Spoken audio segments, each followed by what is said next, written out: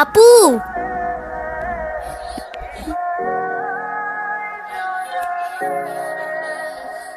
আপু তাড়াতাড়ি আয়, ঈশান ভাই আসছে। এনো, এটা তোমার জন্য। Thank you. দেখি কি? আমাকে দিছে না?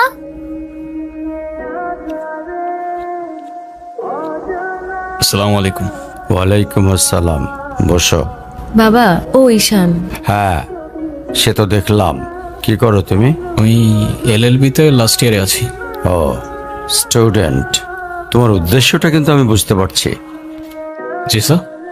তোমাদের মতো ছেলেরা কেন আমাদের মতো বিজনেসম্যানের মেয়েকে টার্গেট করে, কিসের লোভে, সেটা আমার খুব ভালো করে জানা আছে।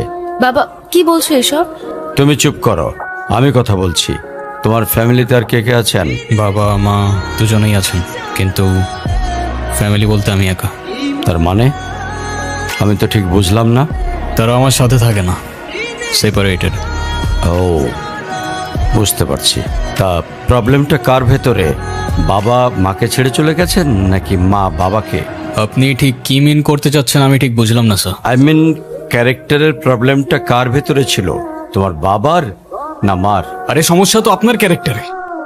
You don't even know the basic manners. কিভাবে কারোর সাথে কথা বলতে হয় সেই ভদ্রতাটাও শেখেন নাই আপনি। আমাকে আসছে আমার বাবা মা নিয়ে কথা বলতে। আর হোয়াট ইউ মিন ভাই, তোমার মতো ছেলে? হ্যাঁ, কি টার্গেট করছি আমি? আপনার টাকা? অবভিয়াসলি, তা নয় তো কি? আপনার হয়তো আমার ব্যাকগ্রাউন্ড সম্পর্কে ধারণা নেই স্যার।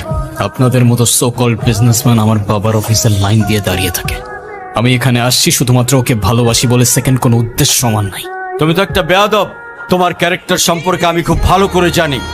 তুমি রাস্তাঘাটে মাস্তানি করো, আর তুমি কি করে ভাবলে যে তোমার মতো একটা স্কাউন্ডারের হাতে আমার মেয়েকে তুলে দেব? তো আপনার মেয়েরে কে বলছে আমার হাতে তুলে দিতে? আমি বলছি? বাসায় ডেকে আনছেন অপমান করতে। আপনার বাবা মাই তো আপনাকে ভদ্রতাটা শেখাইতে পারেনি। আপনি আসছেন আমায় জাজ করতে। বেরিয়ে যাও, এই মুহূর্তে আমার বাড়ি থেকে বেরিয়ে যাও। Get out!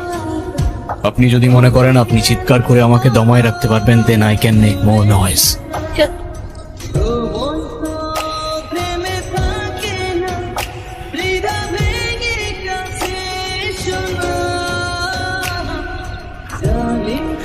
তুমি এটা কেন করলা? ঈশান, আমি তোমাকে বারবার বলছি বাবার সামনে রাগটা একটু কন্ট্রোল করে ভদ্রভাবে কথা বলতে। আমার জন্য এতটুকু করতে পারলা না? আমি বাবাকে অনেক কষ্ট করে ম্যানেজ করছি। তুমি জাস্ট একটাবার কি সরি বলো, সব কিছু ঠিক হয়ে যাবে। আমি কেন সরি বলবো? উল্টা তোমার বাবাকে বলো আমাকে এসে সরি বলতে। ঈশান, ফল্ট তোমারও ছিল।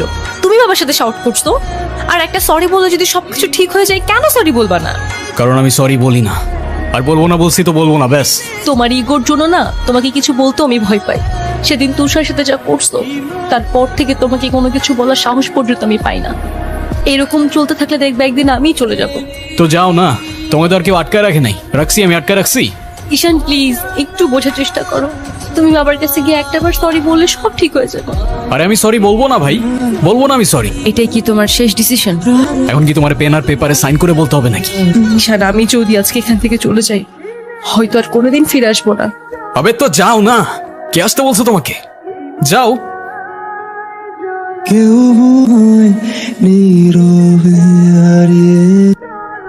এখন তুমি স্কুল বাঙ্ক করা স্টার্ট করেছো, আবার টিচারকে ফেক গার্ডিয়ানের সাইন দেখিয়েছো।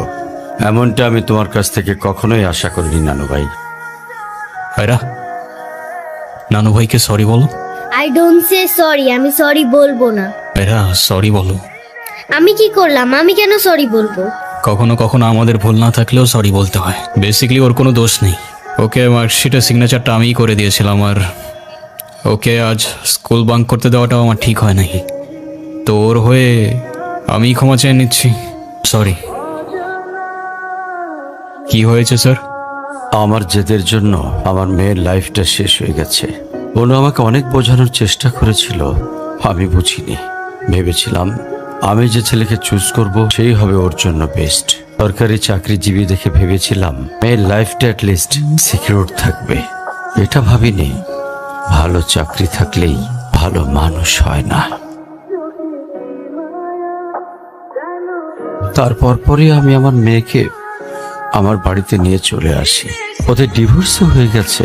এখন মেয়েটার দিকে যতবারই তাকাই নিজেকে অনেক বড় অপরাধী মনে হয়।